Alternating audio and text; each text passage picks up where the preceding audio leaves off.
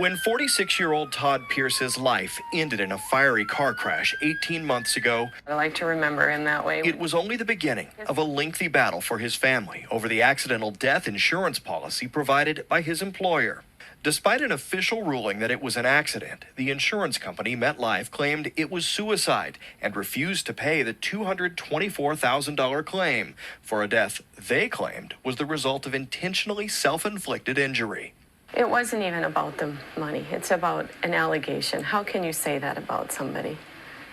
How can you say they took their own life when they've, been such a survivor? A survivor, she says, because Todd had recently beaten cancer and was planning for the future. She sued MetLife and was finally awarded the money a year after her husband's death.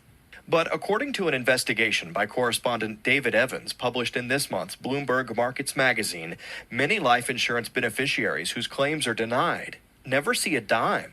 You have to wonder how many people just throw up their hands, give up, and walk away. Evans says the odds are stacked against consumers when an insurance company decides not to pay. You don't have access to cross-examine the witnesses that the life insurance company uses to determine whether or not to pay you. And basically, the life insurance company makes the determination on its own. That's because a federal law called ERISA, designed to protect employee benefits like pensions, also protects insurance companies.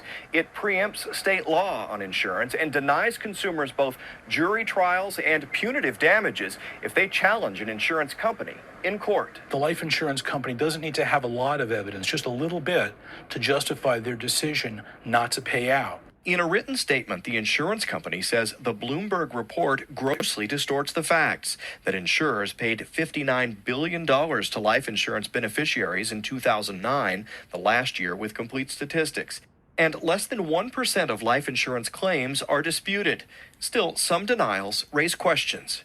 It's an absolute emotional roller coaster. And then there's the case of Ernest Lone, who died in a fall down the stairs of his home in 2006 after drinking 3 glasses of wine. Prudential refused to pay his wife, Mimi, the $300,000 accidental death policy, saying Lone was drunk by state standards for driving under the influence.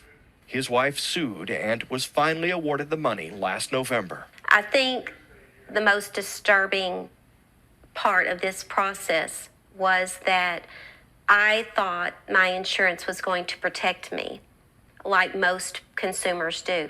For some consumers, the grief over a loss is compounded by a legal battle over benefits denied. Don Teague, CBS News, Dallas. At Purdue.